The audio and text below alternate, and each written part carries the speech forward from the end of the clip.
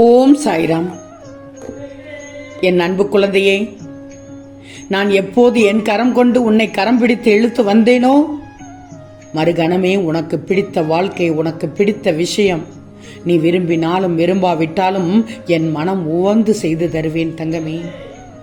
இவைகளை எல்லாம் பெறுவதற்கு காலதாமதமாகலாம், அதுவரை பொறுமையாக காத்திருக்கணும் தங்கமே.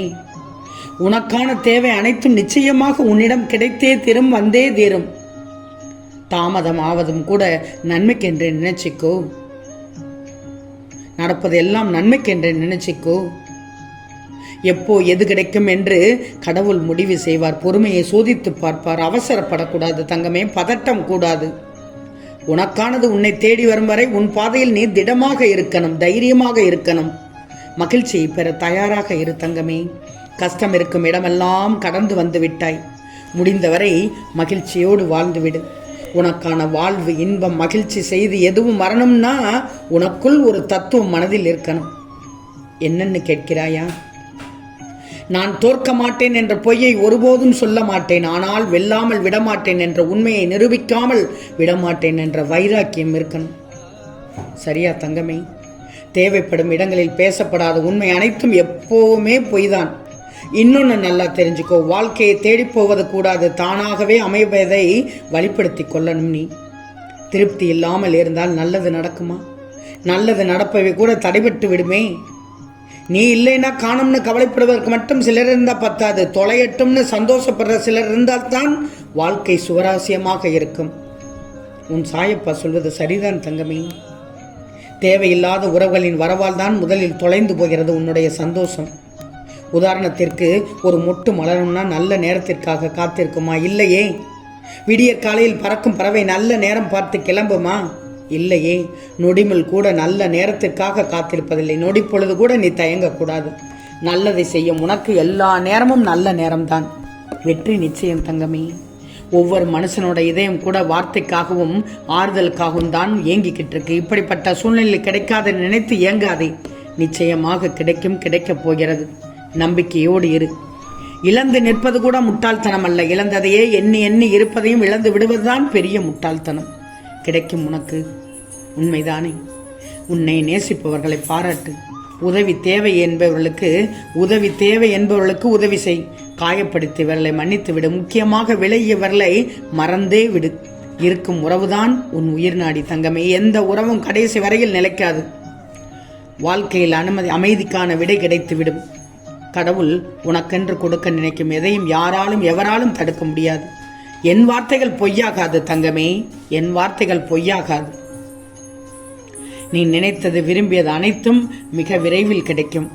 பயப்படாதே. உன் கஷ்டத்தில் இந்த சாய் இருக்கிறேன் தங்கமே.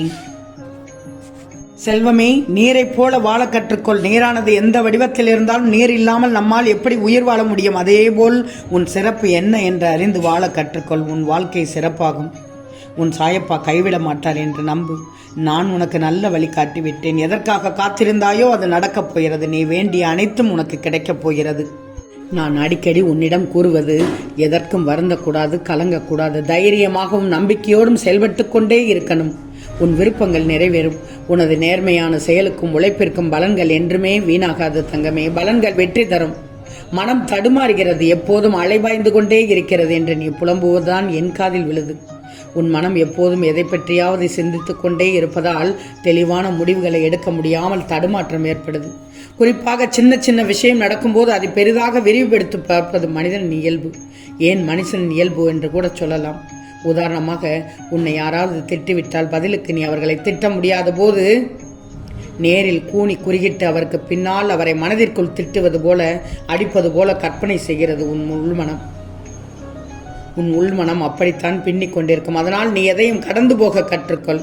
மாயமான இந்த உலகத்தில் காயங்களுக்கு நியாயங்கள் தேடாதே. ஒன்று மட்டும் தெரிஞ்சுக்கோ, இந்த உலகமே உன்னை திரும்பி பார்க்கணும்னா நீ யாரையும் திரும்பி பார்க்கக்கூடாது. வெற்றி பெறுவது சாதாரண விஷயம் அல்ல. ஒரு செயலை செய்யும் போது சரி எது, தவறு என்று யோசித்து செய். நிதானம் தவறும் போதெல்லாம் ஒன்றை மட்டும் ஞாபகம் வச்சுக்கோ, வார்த்தைகள் கூர்மையானது. எப்போதும் அது உன்னை சிதைக்க வைத்துவிடும். நீ பொறுமையாக மட்டும் இரு. நிச்சயமாக வெற்றி உன்னை தேடி வரும். ஒரு சிறிய விஷயத்தை கூட பெரிய விஷயமாக எடுத்துக்கொள்கிறாய். பொறுமையாக இரு. பொறுமையாக இருந்தேன்னா வாழ்க்கையில் ஜெயிக்க பிறந்தவர்கள் ஒருவர். உன்னை எந்த வகையில் அலட்சியப்படுத்தினாலும் நீ அதை மனதிற்குள் எடுத்துக்கொள்ளக்கூடாது. புறக்கணிப்பு என்ற இடத்தில்தான் உனக்கான சரித்திரத்தை உருவாக்குது. அந்த இடத்தில்தான் நீ மிகப்பெரிய மரமாக வளரப்போகிறாய். நான் மட்டுமே அனுசரித்து போக வேண்டுமோ என்று நினைக்காதே. நீ இப்படி நினைப்பதால் உன் எதிரில் இருப்பவர்கள் என்ன நினைக்கக்கூடும்? இப்படியே போய்கொண்டிருந்தால் இறுதியில் சண்டை, வாக்குவாதம் என்றுதான் தொடர்ந்து போய்கொண்டே இருக்கும். அமைதியாக இருப்பது மிக நல்லது. அமைதியாக இருப்பது சில பிரச்சனைகளிலிருந்து உன்னை கவசமாக பாதுகாக்கும் தங்கமே.